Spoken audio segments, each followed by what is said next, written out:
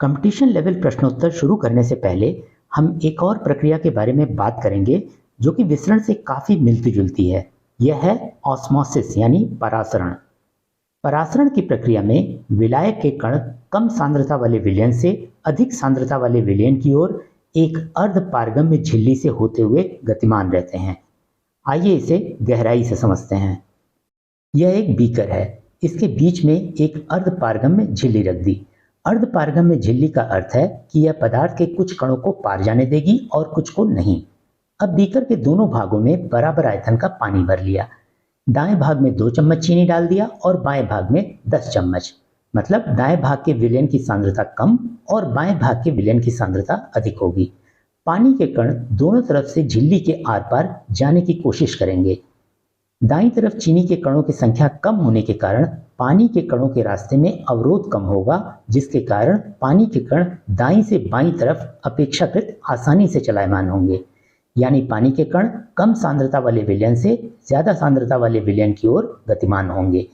इस तरह धीरे धीरे दोनों तरफ के विलयन की सांद्रता बराबर हो जाएगी। इस प्रक्रिया को परासरण कहते हैं। पौधों में जड़ों से पत्तियों तथा अन्य भागों तक पानी का पहुंचना परासरण प्रक्रिया का एक उदाहरण है। परासरण और विसरण में अंतर।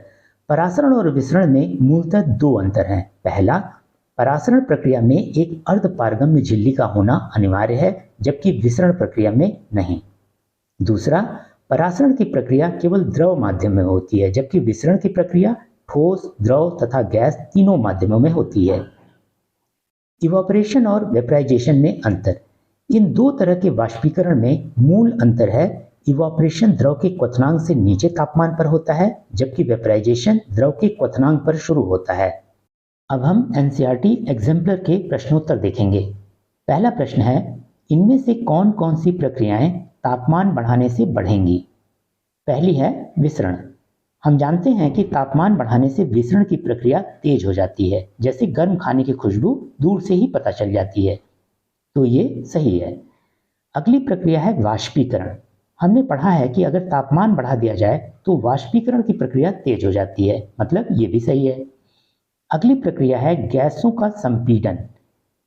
इस पिस्टन सिलेंडर उदाहरण में जब पिस्टन को सिलेंडर के अंदर धकेलते हैं तो गैस पर दबाव बढ़ जाता है और गैस के कणों के बीच की दूरी कम हो जाती है। इससे गैस द्रव या ठोस में परिवर्तित हो जाती है। हम जानते हैं कि कूलिंग प्रक्रिया से गैस द्रव या ठोस में परिवर्तित होती है, मतलब तापमान कम हो जाता है, न कि बढ़ जाता है, तो ये गलत है। कंप्रेशन की बजाय डीकंप्रेशन या एक्सपेंशन ऑफ गैसेस होना चाहिए, यानी सही विकल्प है सी। दूसरा प्रश्न, सीमा एक प्राकृतिक गैसों के संपीड़न का कार्य करने वाली फैक्ट्री में गई। वहां उसने देखा कि तापमान और दबाव की एक विशेष अवस्था में गैसों का द्रवीकरण किया जा सकता है। अपने दोस्तों को यह जानकारी देते समय वह इस अवस्था को भूल गई। आपके अनुसार तापमान और दबाव की कौन कौन सी अवस्था होनी चाहिए? पहले हम तापमान की अवस्था देखेंगे। इस चित्र से स्पष्ट है कि तापमान कम करने से गैस द्रव में बदल जाती है, तो विकल्प ए या सी में से कोई एक सही है। अब दबाव की अवस्था देखेंगे। इस चित्र से स्पष्ट है कि दबाव बढ़ाने से कणों के बीच की दूरी कम होती है और हम जानते हैं कि गैस से द्रव या द्रव से ठोस में परिवर्तन के समय कणों के बीच की दूरी कम होती है, यानी गैस के द्रवीकरण के समय कणों के बीच की दूरी कम हो जाएगी। इसलिए सही विकल्प है कम तापमान और अधिक दबाव, यानी विकल्प सी। तीसरा प्रश्न, बहने का गुण किन में होता है? विकल्प हैं, पहला केवल गैसों में, दूसरा गैस एवं ठोस में, तीसरा गैस और द्रव में और चौथा केवल द्रव में। हमें पता है कि बहने का गुण केवल द्रव और गैस में होता है, गैस में द्रव से ज्यादा, इसलिए तीसरा विकल्प सही है।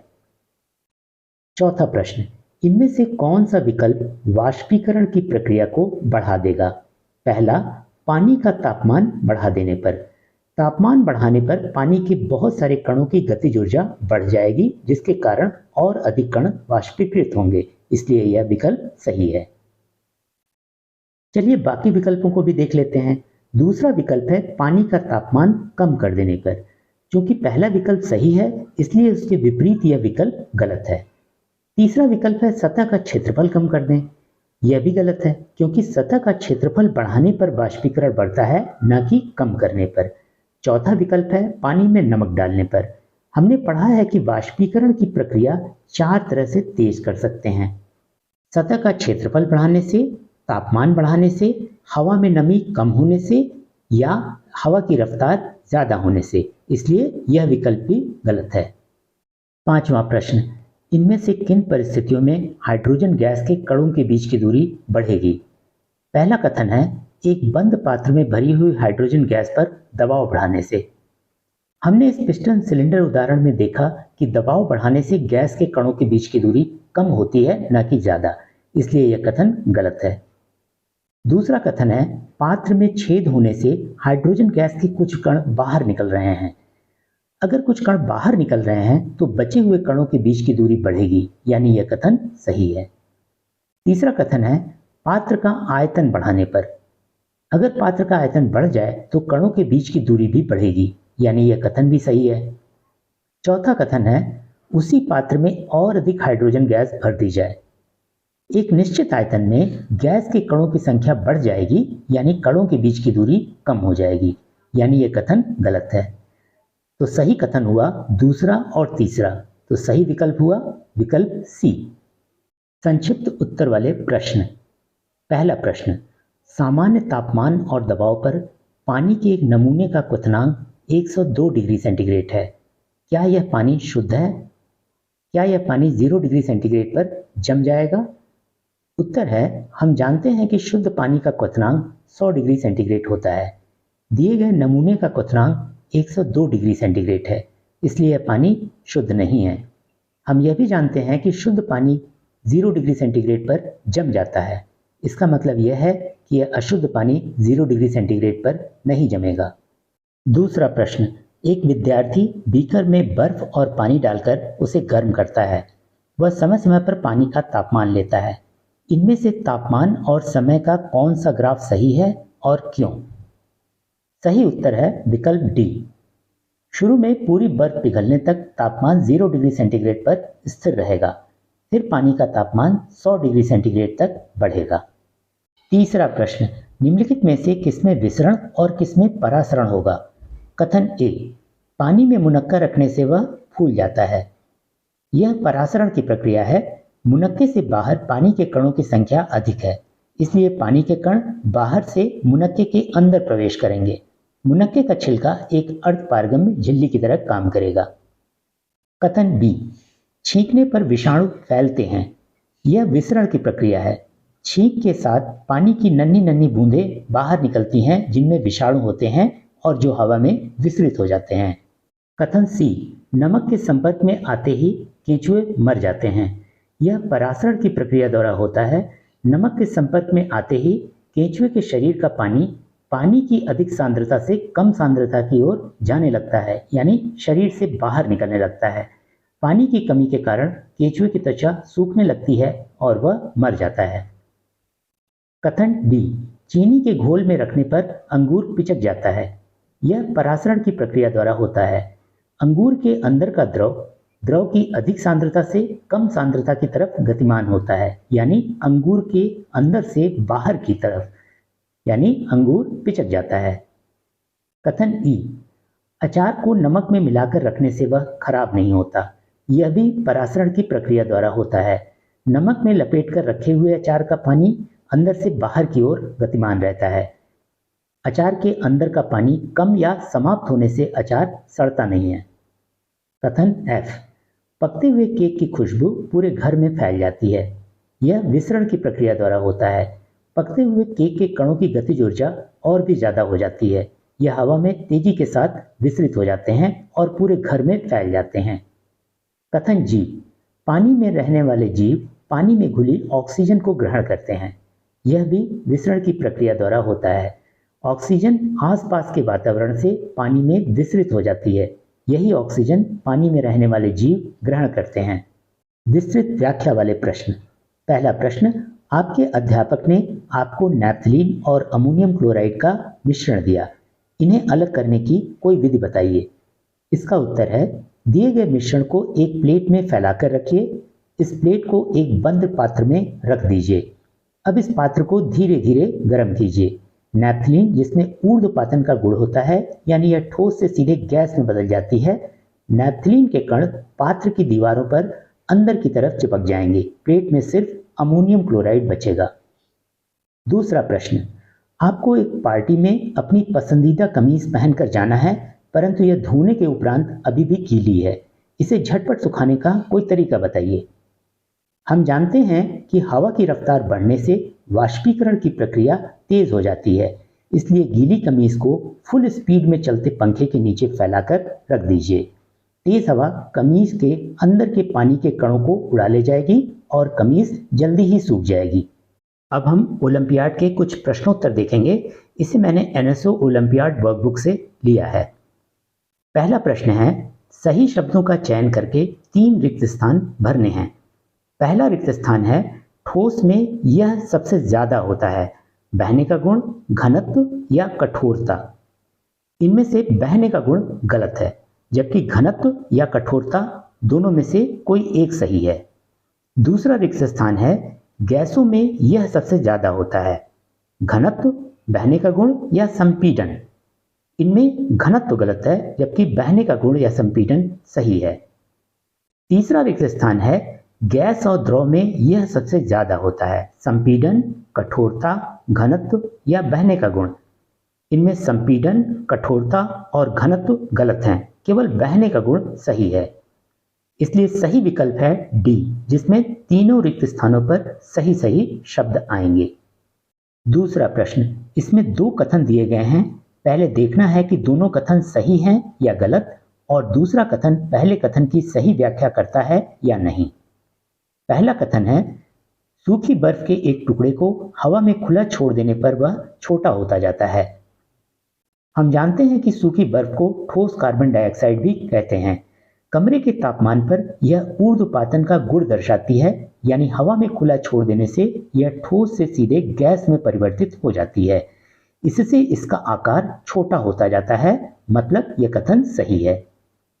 दूसरा कथन है, सूखी बर्फ में ऊर्ध्वपातन का गुण होता है, जो कि सही है।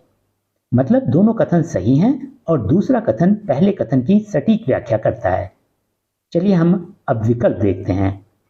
पहला विकल्प है, दोनों कथन सत्य हैं और दूसरा कथन पहले कथन की सही व्याख्या है, मतलब यही विकल्प सही है।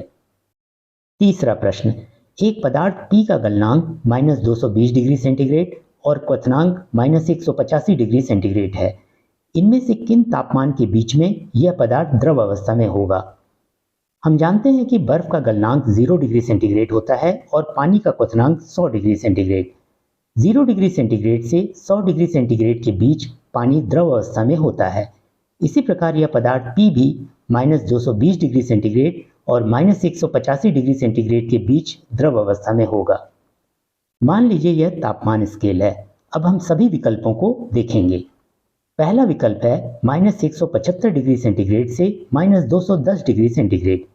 -175 डिग्री सेंटीग्रेड तापमान -185 डिग्री सेंटीग्रेड से ज़्यादा है, मतलब यह विकल्प गलत है। दूसरा विकल्प है -190 डिग्री सेंटीग्रेड से -225 डिग्री सेंटीग्रेड।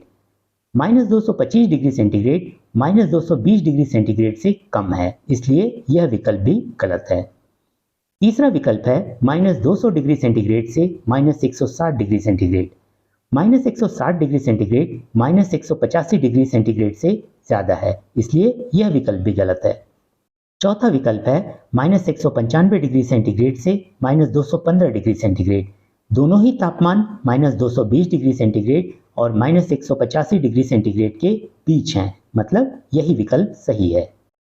चौथा प्रश्न, 3 पदार्थ P, Q और R का गलनांक और क्वथनांक दिया गया है।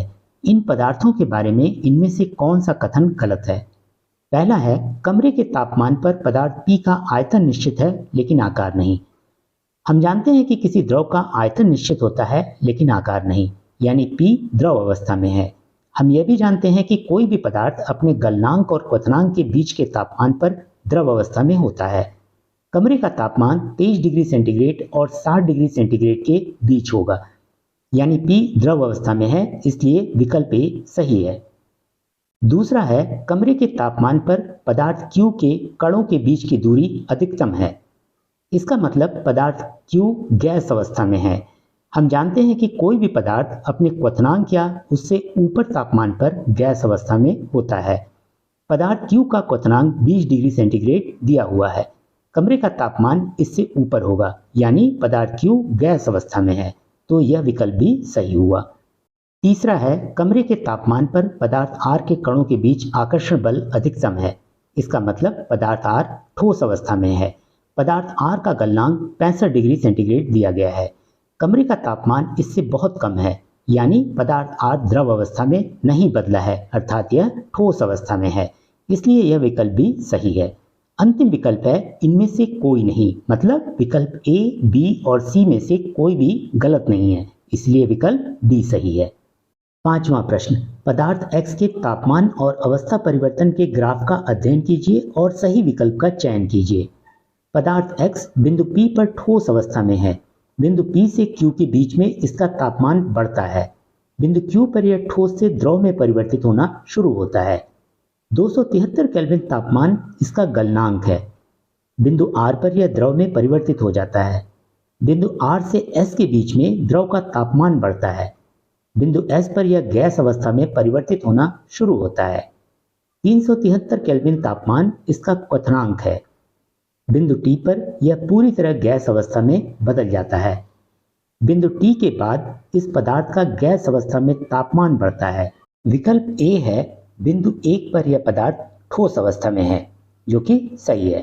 बिंदु 3 पर द्रव अवस्था में है, यह भी सही है, और बिंदु 5 पर गैस अवस्था में, यह भी सही है। इसका मतलब विकल्प A सही है। विकल्प B है, QR गलन की गुप्त ऊष्मा को दर्शाता है, जो कि सही है। ST वाष्पीकरण की गुप्त ऊष्मा को दर्शाता है, यह भी सही है, यानी यह विकल्प भी सही है। विकल्प C है, QR पर पदार्थ ठोस एवं द्रव दोनों अवस्थाओं में है। यह सही है, क्योंकि बिंदु Q पर यह ठोस से द्रव में परिवर्तित होना शुरू होता है तथा बिंदु R पर पूरी तरह से ठोस से द्रव में परिवर्तित हो जाता है। इसी प्रकार ST के बीच में यह पदार्थ द्रव और गैस अवस्था के बीच में होगा, इसलिए यह विकल्प भी सही है। विकल्प D है, उपरोक्त सभी, यानी A, B और C सभी सही हैं, तो यह विकल्प सही हुआ। आप कंपटीशन लेवल के और भी सवाल हल कर सकते हैं। लिंक्स नीचे डिस्क्रिप्शन बॉक्स में दी हुई हैं। यदि आपको कोई प्रश्न पूछना है तो हमारे डिस्कॉर्ड सर्वर को ज्वाइन कर सकते हैं। अगर आपने हमारा चैनल अभी तक सब्सक्राइब नहीं किया है तो अवश्य कीजिए।